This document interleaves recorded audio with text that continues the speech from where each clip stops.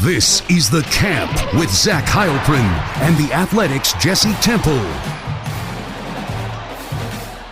Yes, welcome in. Badgers are 4 practices into spring. We got to see the last 3 of them, Jesse. How's everything going, by the way? How you doing? It's kind of like getting thrown back into the fire here. I mean, we had a couple months off where football was non-existent, essentially, and now was every day this week. I mean, it's a mini season. It's a 5-week mini season in terms of coverage. Somehow it's busier than the actual season because of how many times we can see them practice and do some interviews. But it's good because once spring ball is over May 2nd, then we just got a few months with not much happening. But obviously the season is getting closer and closer, which is a good thing. Yeah, it is crazy though. Where you're down there every day. It is, as you said, I think we're down there more during spring practice than we are during the season, like each week, right? Like, 'cause usually the week is maybe, and you have games, you have travel, so it's a little bit different, but it has been getting back into the mix pretty significantly here at this point. All right, let's talk about this a little bit. I wanted to open this up with something that I wanted to actually do on Temple and Heilprin, but we didn't get to do that on Thursday night. We'll be back there on this Thursday night at Monks and Sun Prairie. Looking forward to that. But I wanted to open it up with this because a lot of people have been wondering about the quarterbacks and whether it's, you got Braedyn Locke, you got Tyler Van Dyke, you got Nick Evers, you got Mabry Matoyer. You have these guys, and I should say Phil Longo told you guys this week that it's a 4-man competition. Now, I don't necessarily believe that. However, I will throw this overreaction or no at you. Tyler Van Dyke and Braedyn Locke are in a quarterback competition in name only. Is that an overreaction or no? This always confuses me. That is not true. Okay, so would that be it is an overreaction? Yes. Yeah. You'd think after all the years of us doing overreaction or not, I'd figure it out. But apparently this not. is this is a very real quarterback competition, and that was my first thought too when they just put both of them running with the ones. Is okay. Well, we remember what last year was like. Tanner Mordecai was the A1 from day one, if you will, and Braedyn Locke was running with the 2s, and that was that. And that's not what's happening this time. And I wrote about this in my recent recap of what we saw Saturday, but also throughout the week. My initial read on this is that I don't think this is a situation where it will even be decided by the time spring practices are over on May 2nd. Now, somebody may start to separate himself over the last 11 practices, but my natural assumption is that Tyler Van Dyke is going to be the week 1 starter and that his experience will win out, and that if it is like even, potentially they would go with him, but he's going to have to earn this starting job and take it, because I think Braedyn Locke, especially as a practice player, and I know we've all seen 3 starts plus a half against Iowa, as a practice player, he's a really good practice player just because he's got the knowledge, and I thought he made some of the better throws of the week on Saturday. And I would also say for people listening, Saturday was it was the first time they were in full pads. The first 3 practices they were not. We hardly saw much of any passing, let alone deep passes and 11-on-11 work before Saturday. So it has been difficult for one guy to separate himself from the other. But I think Braedyn Locke is going to give Van Dyke a run for his money. That's not to say Locke is going to be the starter. But to me, this is a very real quarterback competition. And just in the way they're handling the reps illustrates that. I don't think you just do this just to do it. One time it'll be Braedyn running with the first team, and then Van Dyke with the second, and the next time they go 11s, they switch it up, and that's the way it's been. And I don't necessarily anticipate that changing at this point, for the spring at least. Yeah, does it surprise you at all? Yes, it absolutely surprises me. I think there's a couple things, and we did have a chance to talk to the quarterbacks this week, and I wrote a story about Van Dyke. But what was Braedyn's greatest strength last year that we talked about a lot was the knowledge and understanding of this offense. The fact that he was in an air raid system before under Mike Leach, and while there are some different concepts, particularly in the RPO and run game, that was what helped him stand out. Well, now he's got that full year in Phil Longo's system, and Van Dyke even talked about how he's coming in here and everyone else is full go, and he's got to get up to speed a little bit. And I think that he is, because that's another thing that Longo said too, is like even he has seen a little greater level of comfort from Van Dyke as the practices have gone along, simply in the way that he can adjust his teammates. Oh, I need to flip the running back to the other side. The slot receiver is up. I need to move him. Let me move the wide receiver over. Let me change the protection for the offensive line. Sometimes you take those things for granted, but even for someone who's a fifth year senior, this is a new system for him.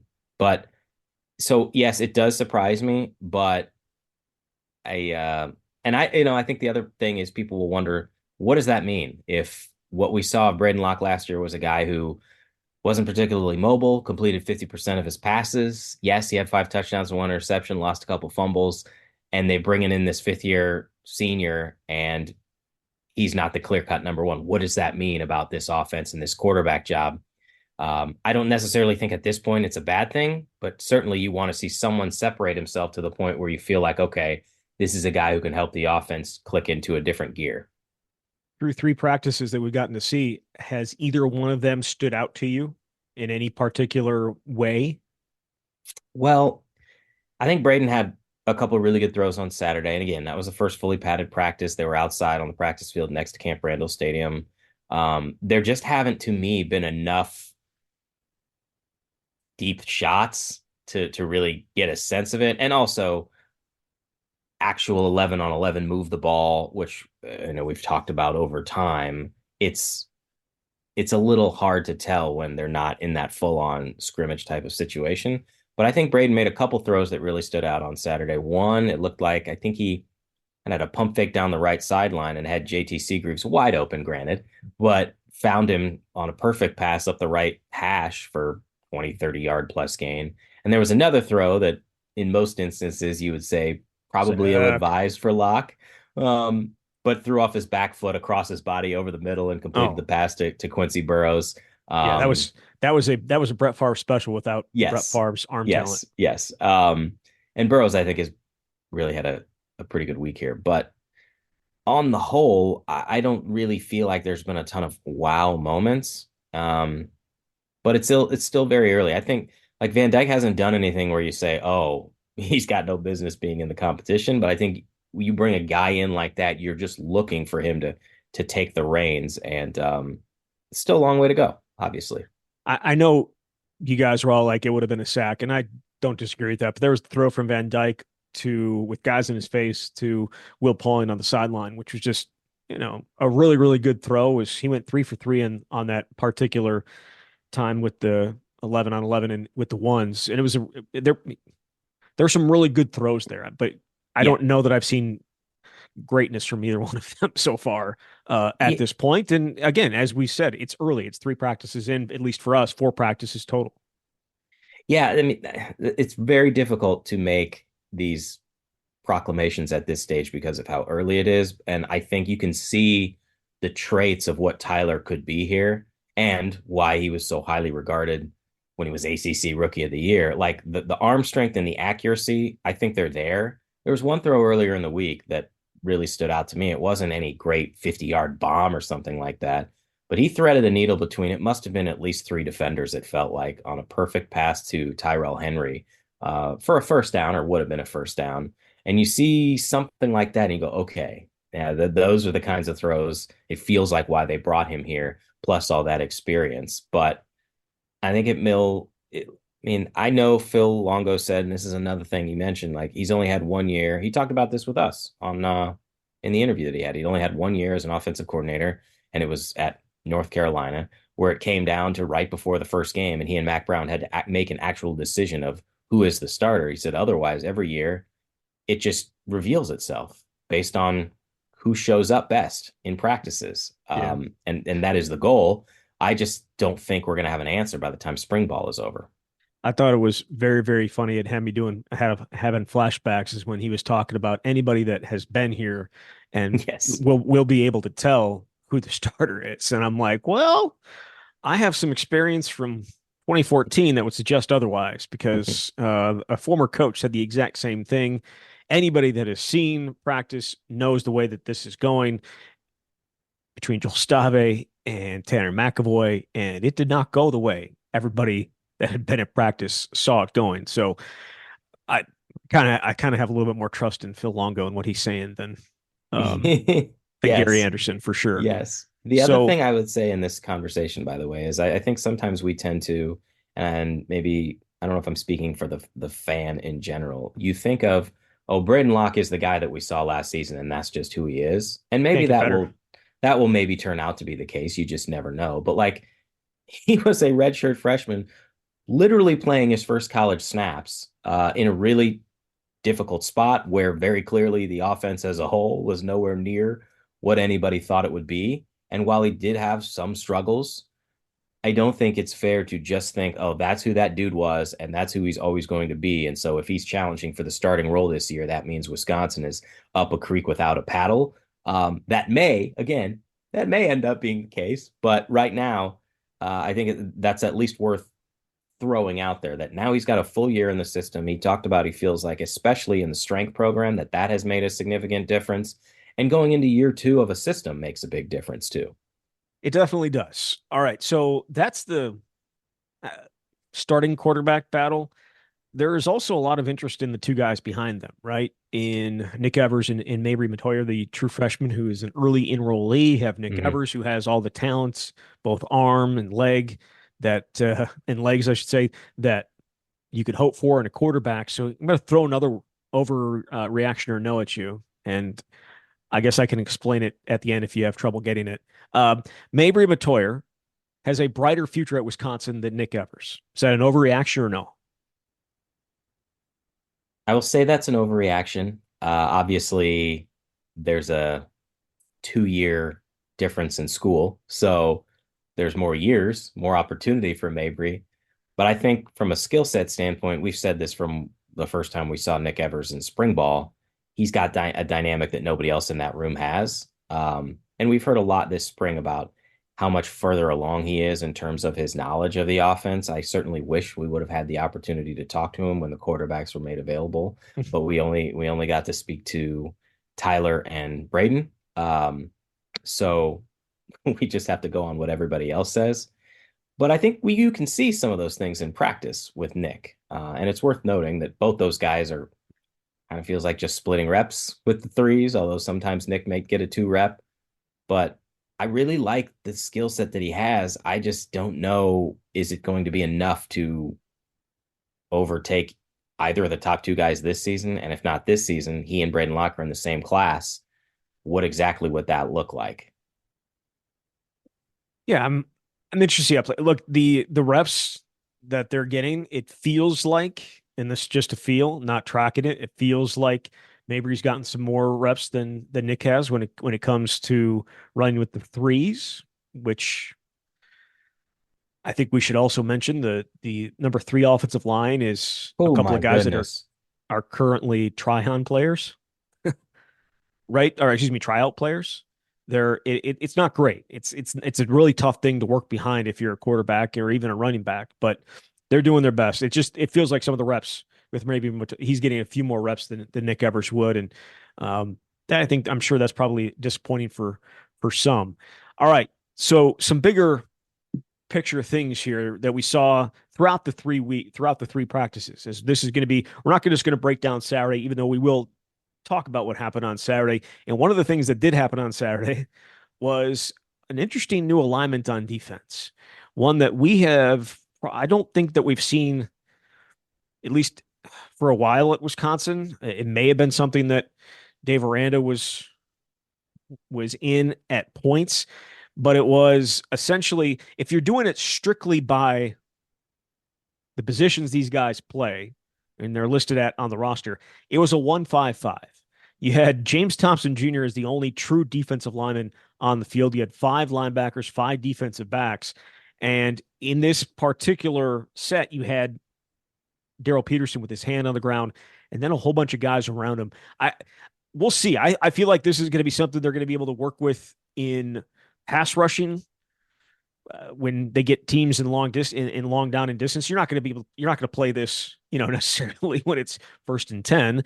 But it's an interesting package, and one that I think you could have some fun with. It kind of reminds me, going back to 2015, where they would put TJ Watt with his hand on the ground and kind of be that defensive tackle, but also essentially just be a pass rusher. He didn't, I mean, if you think back to 2015, TJ Watt did not get a ton of time at outside linebacker. They had some other really good players there. I was with Vince Beagle and Joe Schobert. So when on third downs, they would move him inside to a defensive tackle spot and let him rush. And that's kind of what this was. But you have Leon Lowry on the field. You have just so much athleticism and length on the field with that particular combination of players. One of the biggest talking points from the time the bowl game ended to where we're at now has been the upgrades, potential upgrades. It felt like upgrades at the linebacker positions and what that could allow Wisconsin to do. We know that this defense last year just did not have the personnel for what Mike Tressel and the group wanted. And some of that's on the coaching staff, which they have at least acknowledged about trying to put those guys in a better position. But when you have all those guys, you got to figure out ways to be creative and utilize them. And I think Mike Tressel indicated as much earlier in the week when we had a chance to talk to him. So at first it's really head scratching because you've only got one true defensive lineman on the field. Like you're talking about, you've got Daryl Peterson with his hand on the ground, which then allows an extra linebacker to be out on the field. And they have Jaheim Thomas, who's an inside linebacker coming off the edge, but you've got Jake Chaney and Christian Allegro there at their sort of usual inside linebacker spots. And Leon Lowry was the other one. And then they also had Aaron Witt handling the same role that Daryl Peterson did. And they can do this with a number of different guys, but you're just putting more athletes on the field. And I guess what I would be curious to see is, and I'll ask you this, what kind of situation do you think we would see this from? Well, I think it's sent third and long, and you're just gonna send the house and get after it. Because I think some people were like, "Wait, what? A 1-5-5? Oh, that's really gonna work?" No, it's this package. They struggled mightily to stop the run when they had two defense linemen on the field last year. I mean, this is not a situation where they gave up over 200 yards. What was it, 6 or 7 times? If you take out, the sack yardage, some of the numbers that they gave up on the ground last year, this is not a package that you're going to run. I don't think in first and second, or even, like short yards. Like, this is not something that you're going to throw out there. This is a situation you're going to throw out there when you have 3rd and 8+ and you're able to go and create some havoc, because what it does, it allows you so much versatility in who comes, who drops, who, some games you can play up front. Like, it just allows you that many different ways to do different things with it.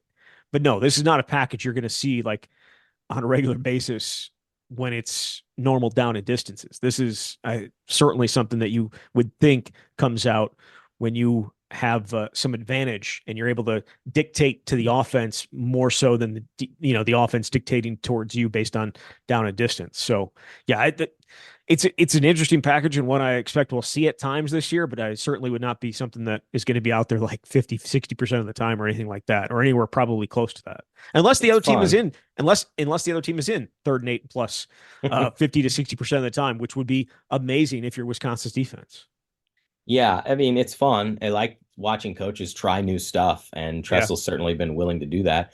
The question now is, will it work? We'll see. I think Jaheim Thomas, obviously, based on what he's done on the field and his knowledge of Tressel and Fickle and everything, having spent 3 seasons at Cincinnati, it's potentially exciting to see all those guys on the field together. It certainly is. It certainly is. And they have, the rotations at inside linebacker that we've seen, it's been a lot of Christian Allegro and Jake Chaney with the ones, but also Jaheim Thomas getting some time with the ones. And we'll see what happens when Curtis Tackett is fully cleared and ready to go as he returns from that offseason surgery. So there are a lot of options there. And where there are not just a ton of options is defensive line. So when you have those type of bodies at linebacker, and maybe you don't necessarily have great pass rushing bodies at defensive line, what do? Figure out a way to get your best players on the field that can go and create some issues for an offensive line. And I think that is one way of doing it right now. And maybe this is the point that at least mentioned that James Thompson Jr. left Saturday's practice with a left leg injury. It appeared pretty serious when it initially happened. He wasn't, I mean, they had to help him off the field. Didn't look like he was putting a ton of weight on it. Then after they checked him out, he was able to put some weight on it and walk off under his own power, like back to the trainer's table off to the north side of that, or no, the south side of the field there. That would he's I mean, you think about guys that they can't lose. I think he's towards the top of the list of guys they can least afford to lose. So we'll see. He has had major injuries in the past. I think what was it? Was it a torn Achilles that he had when he was a true freshman? That game at Michigan. It was a really tough injury for him back in 2020. So hopefully that is not that bad. The other injury that popped up was Kamoi Latu, and it looked initially like a hand or an arm, but apparently it was a shoulder injury. And we know that Kamoi Latu loves to hit, right? Like that is there. I don't know if I've ever seen a safety enjoy the inside drill more than him being able to come down and not have to worry about covering a pass, like just come down and knocking the crap out of whoever is available to knock the crap out of. But this one was about 15 yards down the field. He tried to do that to Tawee Walker. It didn't work great for him. He bounced right off. Tawee Walker just bounced right off. And that's I want to talk about Tawee, but this led to Kamoi having to leave the practice, and he did not return. And you could hear him being pretty upset when he was being looked at by the trainer. So I don't know exactly what that means for him, but not ideal. That said, the guy that he hit on that particular play has been one of the more intriguing of the transfers that we've seen to this point. I think there have been a ton of opportunities for him just to run through guys, and he's done that. He's also catches the ball so well out of the backfield. It's probably not a fair comparison. It just he kind of reminds me a little bit of it, and that's Chris James. I think he might be more explosive than Chris James, but he kind of catches the ball like him and has a little bit of a that stoutness power to him. Yeah, so Wisconsin brought in 12 scholarship additions out of the transfer portal this offseason. And Tawee Walker, to me, has been among the most impressive. And certainly from the four offensive guys that have come in, which would be Van Dyke, Walker, Jackson McGowan, the tight end, and then Tyrell Henry, the wide receiver. Walker's number one for me so far. I feel like he's done as much as he could to establish himself as a really strong candidate to be the number two running back when the season starts. Now, obviously, Darian Dupree and Dylan Jones plan to have something to say about that, but they're not here yet. Yes, he's 5'9", 222 pounds, and so you kind of think, oh, he's more of a bowling ball downhill guy, and he is. But he's got better burst than I think most people would expect for a guy that size. And he has really showcased that when he can hit the hole. There was one run on Saturday where he got up the middle and slipped past Jaheim Thomas, who dove for him. And sometimes it's tough to tell, well, would that have been a 2-yard gain or was that a 12-yard gain? But really looked like he was able to get by him. And you talked about his pass catching ability. We know that's something that they'd like to be able to utilize with the running backs. There was one in particular, he caught a pass out in the flat and then kind of ran through safety Austin Brown, and everybody on offense had the old, oohs and ahs, and everyone was going crazy. So I think when he was added as part of this transfer portal haul, some people might have been scratching their heads like, wait, you need 8 scholarship running backs. Why do they have this guy? And it's just a safety valve in case Ches Malusi gets hurt. And that may very well be the case because we know Ches has been injury prone for his first 3 seasons at Wisconsin. But I think he's going to be a legitimate part of this offense and can do a lot of different things. And it's just kind of strange his path in general, because when he was at Oklahoma, he was never actually on scholarship. So this is the first time in his FBS career that he's on scholarship, and he's certainly showing why. Yeah. Again, his ability to catch the ball, his ability, the body type a little bit, just it reminds me of Chris James. I think he's more explosive, as I said, than Chris James. So some of the other things that have stood out for Wisconsin here through the first 4 practices for you, I'm wondering if at all, and we kind of mentioned the defensive line, but the offensive line depth. Yeah. Has that what been depth? Yeah, that's what I'm saying. Is how big of a concern do you think that should be for Wisconsin at this point? Well, it's a much bigger concern now, presumably, than when the season, because there are still 3 true freshmen who are not here yet. And Luke Fickell talked about that earlier in the week. He would love if all of them were here. I think even if those guys are here, it doesn't change the lack of experience. But what it would change is some of those guys, I have to imagine, would figure out a way to work themselves into the two deep, and if not that, at least with the threes. Whereas you mentioned before, they've got two guys who are walk-ons who are not even listed on the official spring practice roster. They just need bodies to fill it out. I think that is a position group right now, at least, where you say, man, if they have an injury and more than one injury, they could be in really big trouble Well, because what did we even the see two with? group has walk-ons. Yeah, I mean, what did we see with? Was it the? I think that was that the twos or the It threes? was the twos, Peyton Lang, the tackle, and they actually had James Durant, who was playing center last year and is now at guard. I've never seen this before on practice Saturday. They were wearing, those mitts for if you ever play with the like a Nerf ball. It's like the purple or the pink and green ball, and you throw it to someone and it sticks to this big pad.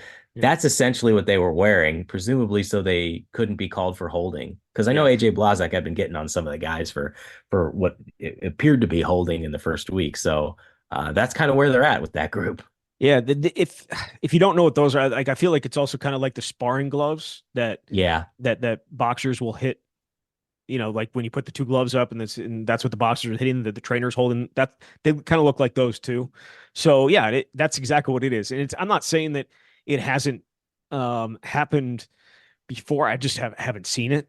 And I think at times I've like back, I don't remember where exactly it was. But like they would sometimes have DBs having to hold tennis balls in their hands when they were practicing so that they couldn't open their hands and they had to actually, instead of holding those guys, forcing them to use their technique to stay in front of guys and just using your arms and that it just actual technique stuff instead of hold and grab. But yes, the backup and it's not necessarily fair because this is four practices in and offensive linemen more often than not are going to take a little bit of time to uh, especially young ones, going to take a little bit of time to figure everything out. There have been a number of other early enrollees that have gotten quite a bit of work, at least Yeah. in terms of targets. And one of those guys is Kyan Barry Johnson, one of the slots that, you go back and look at some of the highlights, especially in 7-on-7. And I know that's not real football, but his 7-on-7 highlights coming before he got to Wisconsin were some impressive stuff, some really insane catches. We haven't necessarily seen that out of him, but you could tell that he might be another guy in the slot that is going to help them sooner rather than later. Again, he's got two guys in front of him, Will Paulin and Trevchka Kahuna are both ones that we're very high on, but I kind of liked what I've seen out of Kyan Barry Johnson so far. Yep, he's been running with the threes as their slot guy and getting a ton of opportunities. There's one play from Saturday that stands out in particular where Mabry threw a little bit behind him over the middle, and he was able to come back and make a really athletic catch to be able to adjust. And that is one of the things that stood out most to him in high school. And you're right, those 7-on-7 films, like you'd go to a rivals camp, and sure, it's not what you're going to see in a Big Ten game, but it'd be a one-on-one matchup against a DB, and they just throw it up there, and he would go get it one-handed, and that was kind of became one of his specialties. And if I think about the 2024 recruiting class, he wasn't one of the higher rated guys, but it sort of felt like this guy has the potential to be one of those steals where you look back and say, why didn't more schools offer him? Wisconsin obviously saw something in him, and we know what Phil Longo wants to do with his slot receivers. So I don't know that he would be a part of things this season, but you never know. I've also been really impressed with Tretch and the opportunities that he does get. The speed is ridiculous. We're talking about the one-on-ones and 7-on-7 in high school camps, but they also do a one-on-one drill where they just put a wide receiver against a DB. And also not fair because they literally have the entire field to work with, so they could do whatever they want. But you can just see the speed that Tretch has and the way he can create separation. He's not very big, but he makes up for it with the other talents that he has. So I really like the slot receiver group that they have. And I think we mentioned this earlier in the week. I'd be very intrigued to see what it looks like when they put both Pauling and Kekahuna on the field together. But I think there is some really good talent in that 2024 recruiting class. And the other thing I should mention when we were talking about the O-line, one of those early enrollees, Kevin Haywood, is getting all the 2 reps at left tackle, which like you almost, I don't think you see that very often where you've got an early enrollee coming in and he's getting all the 2 reps like that, but that's part of where they're at on the offensive line right now. Well, I mean, he's also physically ready to do it too, right? Like Yes. he's a like you don't normally and maybe this is not the case anymore. It feels like a lot of these guys are coming in at 290, 295, over 300 pounds already, and ready to be able to step in and at least compete physically. But it's the reps and the technique and that type of stuff that you have to be able to have to succeed at along the offensive line. But physically, that's why I think why they're able to throw him in there, right? Because if he wasn't ready physically, it would be a disaster. And I'm not saying it hasn't been a disaster by any stretch. It's just asking a lot for a guy to come in and compete, and especially some of the edges that he's having to go against, whether it's Yeah. Leon Lowry or John Pius or Daryl Peterson or you know uh, Aaron Witt. Like there are a number of talented pass rushers that Wisconsin brought in and has available now to challenge these tackles. And that was one of the guys I wanted to ask you about. Leon Lowry is someone that has stood out so far Yes, for you, right?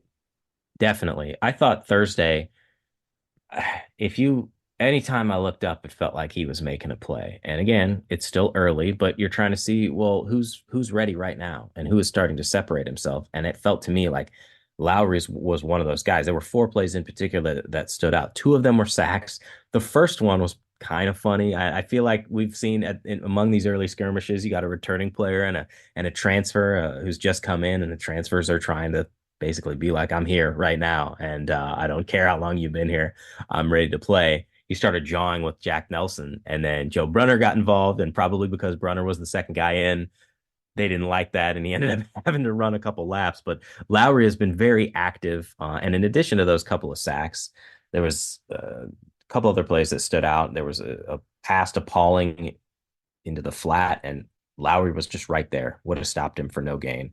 And then also he kind of just got into the backfield and blew up a play where Van Dyke and the running back were meeting at the mesh point, and like I don't know what it's. I think we've talked about this when we've been watching practices.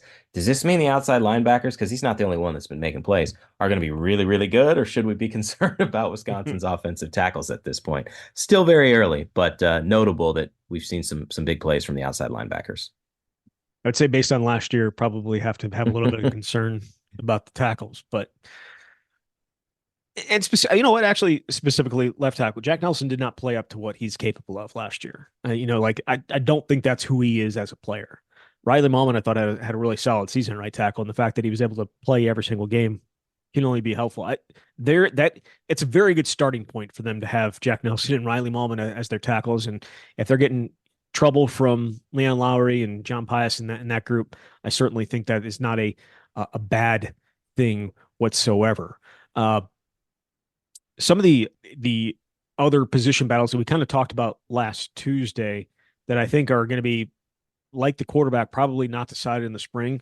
Tight end's another one of them that I just don't know that anything is going to happen here that we're going to be able to see and say, oh, yep, those two guys, they're going to be it. Now, at this point, Riley Nowakowski and Tucker Ashcraft are the guys, but could somebody else jump up? I don't know that I've seen anything through the first three practices that suggest that that's going to be the case, but I feel like that is not something that's going to be decided very, very soon or anytime soon. Whether there's going to be any tight ends other than Nowakowski or Ashcraft who could be Players and like actually well, contribute the, over and above what they got from that position last year, which again was not very much. right. I think we've said before Hayden Rucci was the leading receiver at that position group with 11 catches. The Yeah. one who comes to mind is JT Seagreaves, largely because he's gotten a lot of the one reps, and some of that, of course, has to do with Tucker Ashcraft still coming back, who Ashcraft hadn't been participating fully in all the live stuff. So, I mean, Seagreaves has been here for a while now, and if it's a time to make a move, kind of feels like this would be the year. I haven't seen a ton of McGowan, the LSU transfer, so far. Like when he does get in, it might be with the threes. I don't know that either of the two freshman early enrollees are going to be part of the plans this year. Although Grant Stack physically, there's no denying from a physical standpoint what he can provide. You don't what now I'm going to consult the roster. 6'6", 260 pounds is his official listed weight on the spring practice roster, which is ridiculous. So there's talent there from the young guys, he and Rob Booker. But in terms of top end and the kind of productivity you're going to see, It's a really big question for me because I think this offense, like we saw in previous years before Longo even got here, you see what they can do when they've got a really dynamic tight end. Yeah. And you saw what Longo could do when he had that at North Carolina. I still struggle to see that right now for Wisconsin. Yeah, I would agree. The one thing that you mentioned here, and then also I think it was Colton Bartholomew from the Wisconsin State Journal had it in his observations as well that he thought Quincy Burrows had a really good Saturday and has had a really few good days. What has led both of you to say that? Because I don't know that I have. Because like what I'm looking for from Quincy Burrows is giving that speed and that ability to take the top off of defense opposite what you get out of the slot and opposite what you're going to get out of Bryson Green. Like they didn't have that last year. That's why they moved Vinny Anthony out there, and Vinny Anthony's still obviously running with the ones. But like, what has stood out to you about Quincy Burrows? I look mostly, if I'm looking at my notes on Saturday, how many times does his name come up where he made a catch? That's part of, I think, what I look at because it's not like he's taken the top off. And remember last spring when CJ Williams is torching the third team defensive back or the second team defensive back who's going to be a third teamer and is then going to be in the transfer portal. It's not that I've seen that from Burrows. I think it's just the consistency of when the ball is thrown in his direction, he seems to come up with a lot of those catches. And that I'm not saying he's going to be moving into a starting role or anything like that. But I think for a guy who last season finished with 4 catches for 30 yards, when you start to see someone's name come up consistently in practice because they keep making catches, that's what I saw. And I think all I said was just like to me, he had a good day on Saturday. That's what I mean by it. Okay, all right, that's fine. That's fine. I just wanted to ask because it was not somebody that had like jumped out and hit me in the face based on what we I feel like we were or are expecting out of that spot and wanting and what Phil Longo has said that they need. Once just wait till this offense has an explosive threat on the outside. And Quincy Burrows, you can make the argument he's one of, if not the fastest guy at wide receiver. So you would think he'd be in the mix for that. But him and Vinny Anthony and obviously CJ Williams, another guy that we talked to Phil Longo about in that first interview. Kind of, I feel like he hasn't made a ton of plays, but when he's been given an opportunity, he has done it. So there are a number of things that we still need to watch and find as we get over the last 11 practices. Yeah, Yeah, yeah. 11 practices, including on Tuesday morning. So we'll be back on. I think we'll do another episode after the practice on Tuesday, and we'll try to turn them around a little bit quicker than maybe this one was, but that's completely fine. That was on me. Jesse, anything else you wanted to add, or something that maybe you're looking for here the rest of the rest of spring? And we see more field goal kicking. And Haven't people seen a just ton super of that. excited about that. Saw that inside a little bit, right? We got to see a little bit of that inside. I feel like that outside practice was merely due to the high school coaches being there and Yeah, it being probably. somewhat nice enough to because there was a ton of coaches in town for the Wisconsin Football Coaches Association clinic that a lot of the Badger coaches ended up speaking at, and then they bring them over for practice on Saturday, and I mean it was ton. There was a ton of them, and if you put that inside, it's not exactly conducive to the size of the McLean Center. So, Yeah, there's really but not much to see on the field goal front. I'm largely joking. Vacos is your guy, and no one else is close. So, right, but usually you want to see it, and we got to yeah, see a little bit of it on what was that? Was that Thursday that they kicked a little yeah, bit? yeah. Yeah, but you're right. Based on that, it is Vacos and nobody else. So, all right, Jesse, thank you very much. Thanks, Zach. All right, there he is, Jesse Temple from The Athletic. You've been listening to The Camp.